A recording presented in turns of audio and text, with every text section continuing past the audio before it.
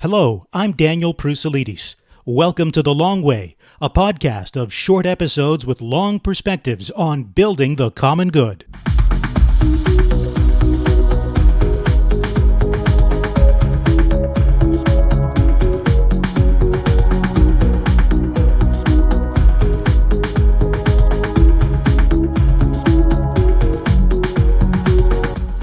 There are many memorable lines from the movie The Princess Bride, but one that sticks out in my mind is this one. You keep using that word. I do not think it means what you think it means. The word in question, feminist. The federal government has introduced its first budget in 2 years, calling it a feminist budget, especially because of its promised national daycare system. But that feminist label doesn't make sense to one of the featured guests on this episode of The Long Way. I find it slightly patronizing that we focus our attentions on the mothers of young children. That's where this is going to start. The system is going to start building for kids 6 and under. I'm confident of that. And I find it insulting that we focus on mothers of young children as being the key new contributors to the economy when they have so much work on their plates already. That's Andrea Mrozek, a senior fellow in family research at Cardus, the plucky little think tank that puts on this podcast. Our other guest is Brian Dijkema, Vice President of External Affairs here at Cardus. Together, we'll analyze the key parts of what we could call the Princess Bride budget, including the cultural questions that it raises. Thank you both for joining me on The Long Way. The federal budget, of course, is a huge document to go through, but there are, two major issues as far as Cardus is concerned in that budget, although maybe we won't limit our conversation just to those things, but which, of course, are childcare and charities. But let me just go to both of you. Andrea, maybe starting with you, just get a quick take on how you would characterize this federal budget. Well, naturally, I've been very much focused on the childcare aspect, and it is a terrible budget, in a word. Really very disappointing to see the advent, we think, at this time. It's not a sure thing, but the advent of national daycare. Lots of things we can get into detail on, the funding level, the level of quality we see in this kind of system, the economics of it and how it distorts the natural ecosystem of care. But it's terrible on all those fronts. It's really a tough one to see as a win for Canadian families. Brian, what's your quick take? Well, I'll give one good take and one bad. I'll start with the goods. That the Canada Workers Benefit is something that adds a bit of incentive to those who are looking to have greater participation in the labor force. It's a good policy. It's one that understands the benefits of work, not just the financial, but the non-financial benefits of work. And so the enhancement of that is actually a very, very positive thing. I think this is one of the lesser appreciated and one of the better things in this budget. And it's also another example of something that there has been sort of long-term bipartisan consensus on between the previous government and this one. I think that's a good thing. So I'm going to start with something good. Something that was, I think, absolutely and totally missing from this is any support for the charitable sector. We were involved in an initiative that was looking for the Canadian government to motivate and incentivize Canadians to give. Many Canadians have actually done pretty well financially. White-collar workers, office workers, many of whom didn't lose their jobs and have actually been saving quite a bit of money and have quite a bit of cash. We were looking for the government to find ways to enable people to give more of that. And frankly, when you see a budget where the venture capitalists receive twice as much as charity, it's hard to call that one a winner. Okay, so overall, it's a pretty negative take, but, you got to call a spade a spade. Let's start off with probably the item that's received the most media attention anyway, which is $30 billion over 5 years for a national daycare system of some sort. Andrea, you said it wasn't a done deal in your initial comments. And so I'm wondering if, I guess your feeling is that the ship hasn't actually sailed on this issue, that things are not completely settled, are they? Well, I mentioned also it's a political issue, and this was some have called it an election budget, so that it's already in campaign mode, and this is basically the Liberals' election pitch to Canadian families. So, one thing could happen is that the Conservatives could adopt a really good counter policy, and Canadians would vote for that, and we wouldn't go forward with national daycare because the government would change. The other aspect that could cause more than a ripple of or just stop the program or cause problems is the interaction that's supposed to happen with the provinces. So this is a federal intrusion into provincial jurisdiction, and what the feds need to do is convince the provinces to sign on.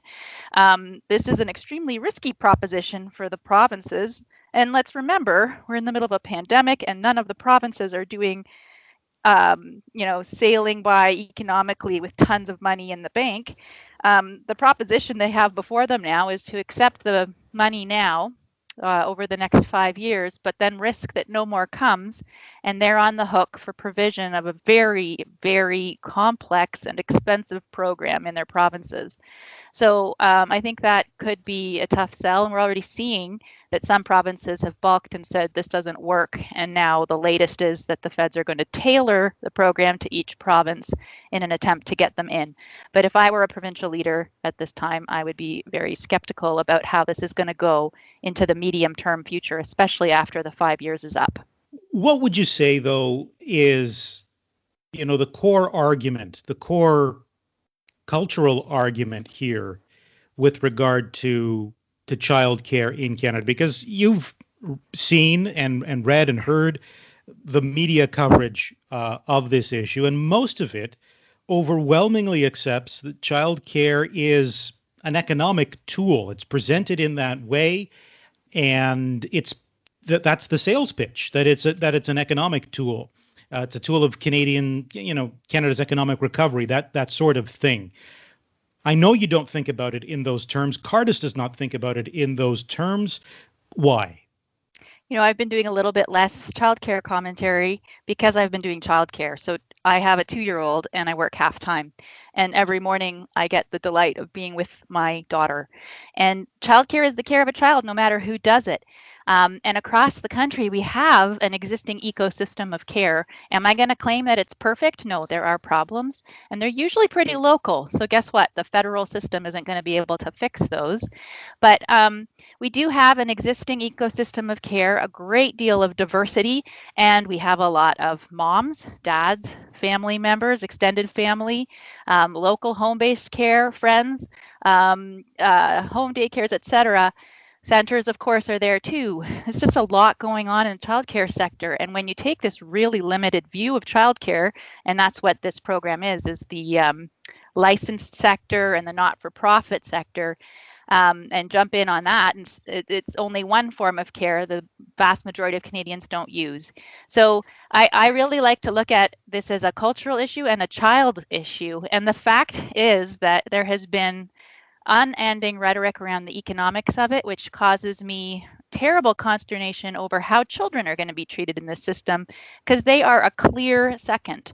And we're all supposed to be applauding the fact that this is a model based on Quebec. And when I look at the research, peer-reviewed research out of Quebec, what I see is a very troubling outcome for our kids. The vast majority of Canadian kids are not going to benefit from this because they're getting better care where they are right now. It's typically only targeted populations who benefit from some childcare intervention, and what we're going forward on is a universal program on economic benefits. It's extremely short-sighted, though, when we look at the research out of Quebec and how children becoming adults have fared after 20 years of a provincial daycare system there. So no, it's not an economic issue.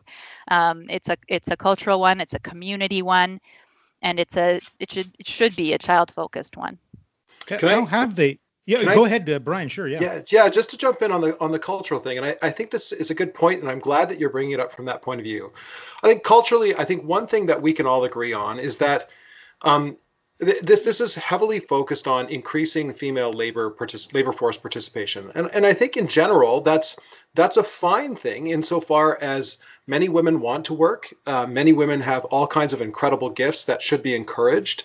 I think we can all agree that barriers to women exercising those things, if that's their choice, those gifts and those contributions, should be absolutely removed. And I think that those are all wonderful things. I think what we need to focus on, though, or at least need to be paying attention to, is that a massive investment of scarce fiscal resources towards this particular model is, I think we need to pay attention to how much employers benefit. So what we're actually trying to encourage is incentivizing a system in which parents of all sorts are more present in their workplace than they are with their children. And I don't think that's the data, at least the empirical data, show that that's not the desire. Most Canadian parents aren't necessarily keen to spend more time with their workplace than they are with their children, and that there may be other ways to encourage labor force participation by women in the Canadian economy that don't necessarily direct it all towards the one basket that Andrea is pointing to. That's not the way it wants, or not what women want. At least that's what the data say. There seems to be much more emphasis on the need for flexibility, creativity in the way that we balance our childcare needs and our family needs and the needs of wanting to exercise our vocations.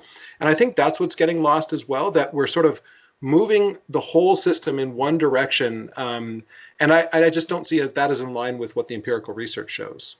Well, neither do I see it as particularly feminist to tell me I have to work full time. Otherwise, I'm not contributing as a person to our cultures, community, and our economy. I do have the data point on what mothers prefer. 20% prefer working full time, 60% work part time, and 20% would prefer to be home full time.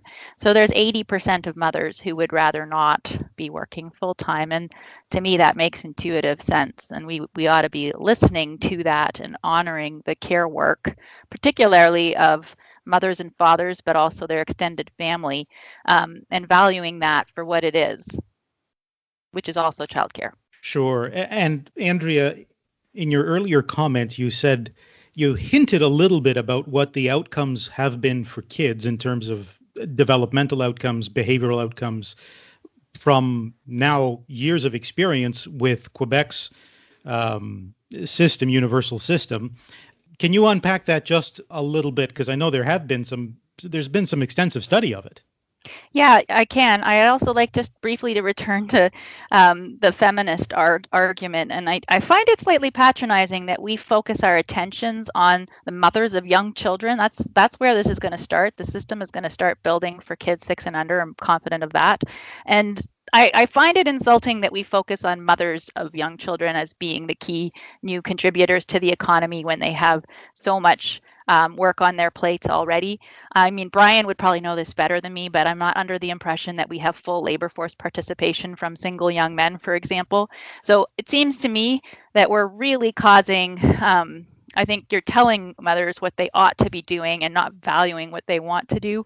And I just find that to be a counter-feminist argument. But yeah, on the child outcomes, I was just talking to a scholar who has extensively researched this yesterday, and he was reminding me of the poor outcomes in basically social behaviors. So that you see a rise in antisocial behaviors coming out of the Quebec program in particular. You've seen some cognitive benefits out of childcare in Quebec, I believe, but those don't necessarily hold into the older years for children becoming teenagers. We do have 20 years of research, and so people can check out those studies for themselves. And I think that they are very important when we consider the climate in which our kids are going to be going to school. There's, like I said, some advantage to targeted interventions for children who most need it. But that's not the bulk, thankfully, of the Canadian population who would be better off in their current care environments, however those are pieced together, involving likely more time with mom and dad. That's another aspect of the quality argument, by the way, is not just the quality of care that you get when you're in care, but how much time do small children spend in care. And in Quebec, children are spending more time than ever before in care. And it wouldn't matter if that care were 100% top-notch quality if the time were increased at those young ages. I think that the idea of national daycare really kind of takes child development in the early years and turns it on its head for what is important for children to learn and absorb in those very early years. I want to shift a little bit to charities now, because there was talk of charities in the federal budget, but I know, Brian, you've been leading Cardus's participation in the Canada Cares Coalition, and Cardus and Canada Cares, with 150 or so charities across Canada, have been hoping for a dollar for dollar donation matching program, at least a temporary one, to spur those donations for charities that have been hurting. We didn't see it in the budget, and that doesn't bode well for the sector, does it? No, it doesn't. What's striking is that the budget acknowledges that the sector has lost about $1.3 billion in revenues.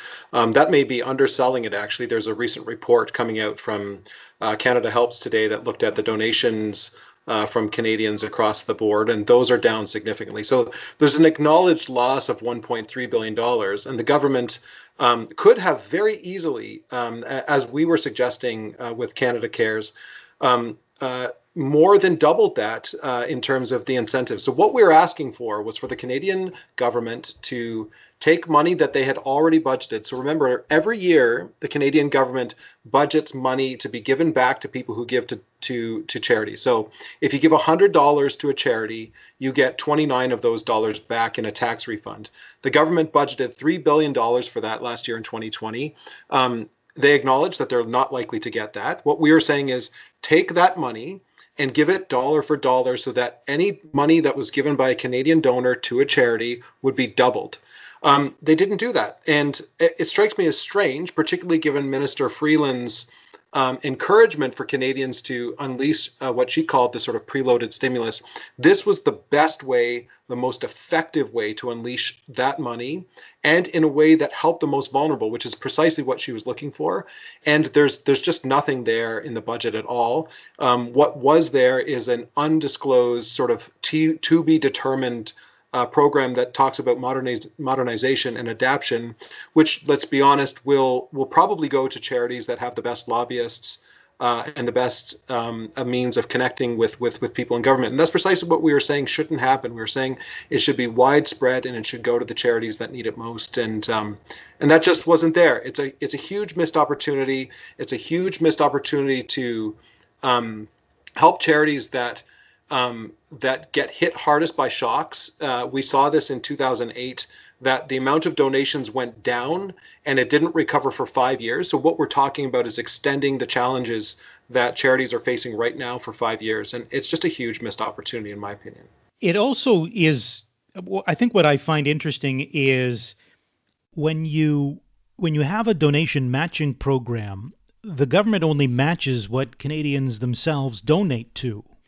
The individual donor in that case is in the lead and sets the priority that this charity matters to me or to my community, and therefore it gets my support. Whereas without that, government calls the shots, essentially. Canadians don't get to. Yeah, exactly. And not only that, but the odds are that it's most likely to go to the charity that has the best connections with the government. That's exactly right. And I just want to say again, we talked a little bit about what the government says and what it wants. And one of the things that this government has explicitly said is it wants to help underprivileged groups and groups that have typically not been able to access some of this stuff. So groups that are focused on racial reconciliation or on feminist issues. And what's interesting is that if you look at the data on that, the charities that deal with those issues are disproportionately reliant upon donations.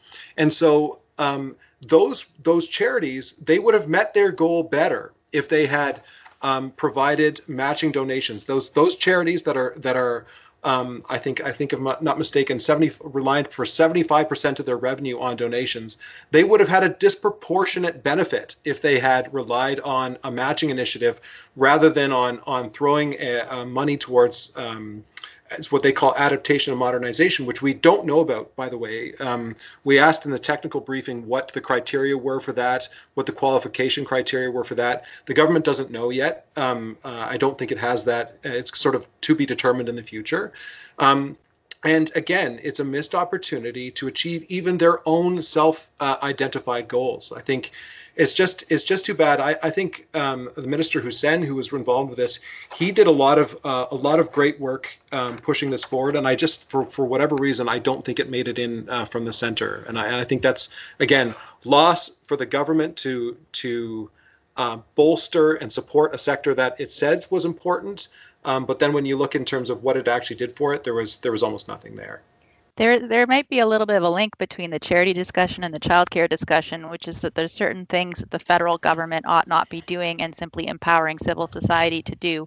And the federal government cannot do as good a job at childcare as families can or as civil society entities can, and they can't do as good a job in charities. And in both these cases, it seems to me that we're seeing a thinning of our communities and a hollowing out as the federal government grows in its positioning and power. So that's part of my concern on the childcare front, is that we want to have really embedded communities where we know our neighbors and we do rely on people who we know and are right around us for help and support with our families. And we want to be able to rely in times of need on some form of local charity, and we want those civil society factors to be strong. And a basic concern I have on national childcare is that it helps to hollow out those things that make our communities really strong. Yeah, I've said that too. I think that's a good insight, Andrea. I've said that their approach is technocratic and corporatist rather than liberal or pluralist. And what I mean by that is there's this assumption that certain technocratic moves at the center can actually achieve the goals that they want, and I don't think that that's true. One of the questions in the childcare thing, one of the things people continually say is that there's a market failure in that the parent doesn't necessarily know the quality of the childcare that they're getting, and the best way to achieve that is to put a license on it. Now, my question to that is that that's a technocratic response to a concern that's real, like you want to know the quality of your childcare. But who is best suited to know that? The parents who are making choices. So let's take an example from my own family. We have 4 children. Nicole and I have 4 children, and we used the full panoply of care when over the years. My children are old enough to the point now that they can actually take care of themselves, or at least the older ones can take care of the younger ones. But throughout the sort of their younger years, we used family care, we used our neighbors, we used friends from our church, from our school. And in each of those situations, we knew the quality because we knew the person who was providing it. That knowledge is organic, it's embedded within the community, and it's far sharper and far better than anything that could come just from a license. And I think that the real binary here is that the government thinks licensed equals good and non-licensed equals bad. Whereas I think there's actually a far richer, more organic understanding of the way parents understand quality. And I honestly think that gets missed. And I think that Andrea's point there is critical to the way government should be relating to civil society. Well, thank you to you both. I think you've both raised some very interesting points. And I do want to underline one thing. And that is that the whole point, maybe not the whole point, but one of the big driving motivations for the long way is to have conversations, thoughts, explorations, considerations of ideas that they do get lost in sort of the regular rigmarole of the media. And the type of conversation that we've heard here is the type of thing that you will typically not hear in most media outlets. And I don't necessarily mean that to dump on other media, but it is really just to underline that there's a gap, and I hope we've been able to fill that gap in some way on 2 very critical issues on a very important document that's going to have some long-term implications financially. We didn't even touch on deficits and debts for Canada for a very long time. So thank you to you both. Oh, thank you. Thank you, Daniel.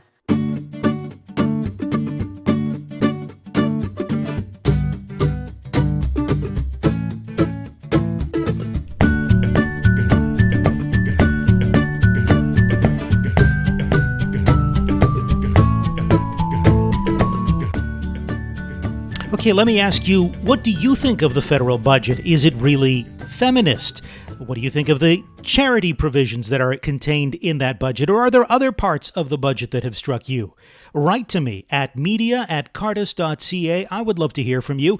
And as I've done before, I may even read out some of those emails in a future episode. Don't forget to like, subscribe, and leave a comment on this episode wherever you are listening. Just takes a moment. And remember, to coin a phrase of sorts from The Princess Bride for younger listeners, when I was your age, podcasts were called talk radio. I'm Daniel Prusalides. Thanks for listening.